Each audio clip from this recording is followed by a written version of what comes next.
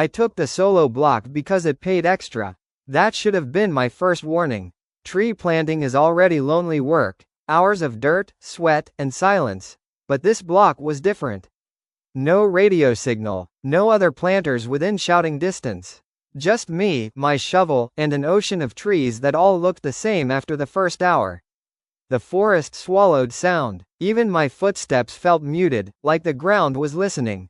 By noon, I noticed something weird. One of the seedlings I'd planted earlier, flag and all, was gone.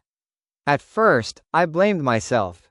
Maybe I miscounted. Maybe I'd planted it crooked and knocked it loose. Still, I shrugged it off and kept working.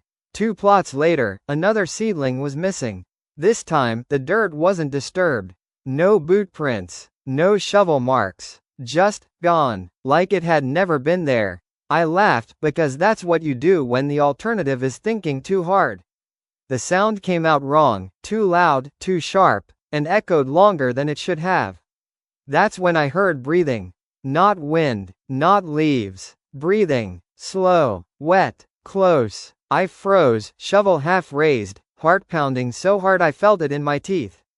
Hello? I called, instantly hating myself for it. The breathing stopped. Silence rushed back in, heavier than before. I stood there for a full minute, scanning tree trunks, shadows, gaps between branches. Nothing moved. Eventually, I convinced myself it was just my own breath in my ears. I kept planting. Around mid-afternoon, I realized the flags behind me were changing. The pink tape I used was being retied, knotted differently. Neater. Too neat. Some were twisted into tight little spirals, like someone had taken their time. I hadn't done that. I checked my radio. Dead. That's when I found the footprints. Bare feet. Deep in the mud, toes splayed unnaturally wide, heading toward my planting line. I followed them without thinking, because panic makes you stupid, and that's when I saw the clearing. Every seedling I'd planted that day was there. Hundreds of them, all ripped out and stacked carefully in a circle, roots facing inward, like ribs. In the center sat my lunch bag, neatly folded, my name written on it in dirt. Behind me, something exhaled.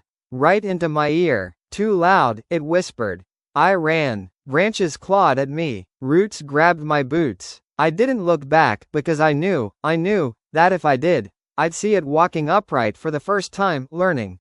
When I finally burst onto the road, screaming, my crew swore I'd only been gone an hour. They found my block later.